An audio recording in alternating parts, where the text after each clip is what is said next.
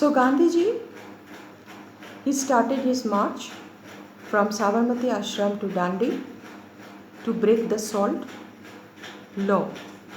Guys, during that time, during colonial rule, people had to pay tax for salt.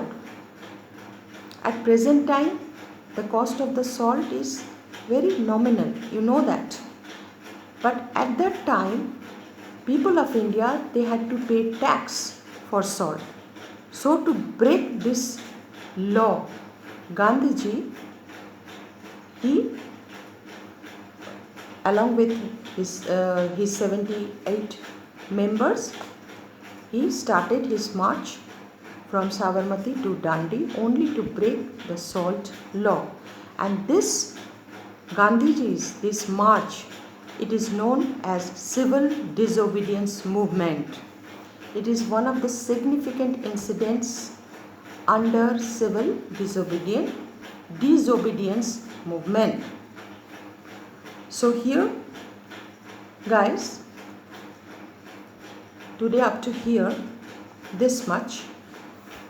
But because I don't want to exaggerate this chapter, remaining part is also there, and in my next lecture I will try to complete this.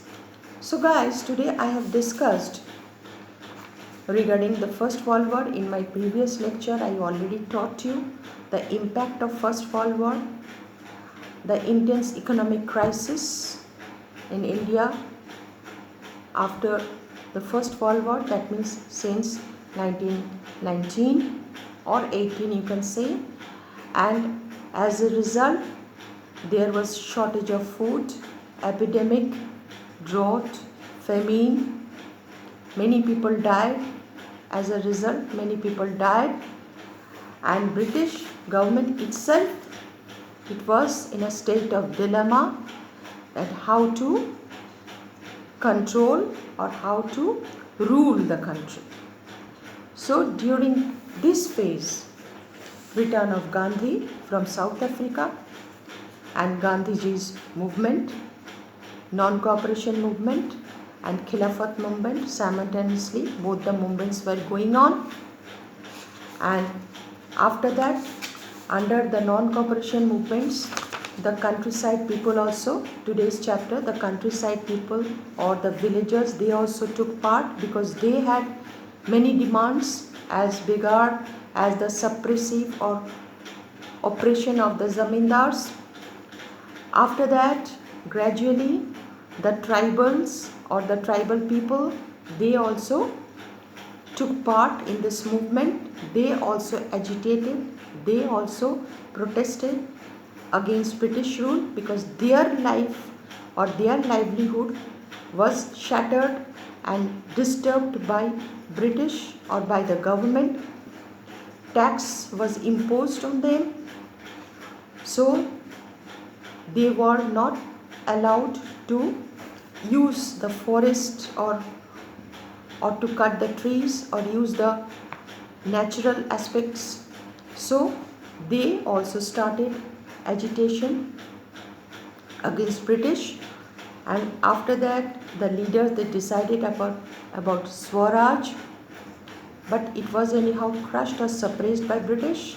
Then Simon Commission, the objective of Simon Commission, it was that to review the functioning of the constitutional system.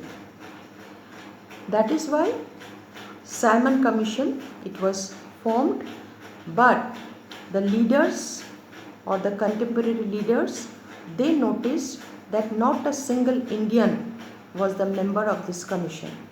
As a result, a huge protest took place and people, they started shouting. And what was the slogan? They were shouting with the slogan, "Go back Simon," or "Simon, go back," the slogan. After Simon Commission, once again the contemporary Viceroy in 1929, the Viceroy was Lord Irwin.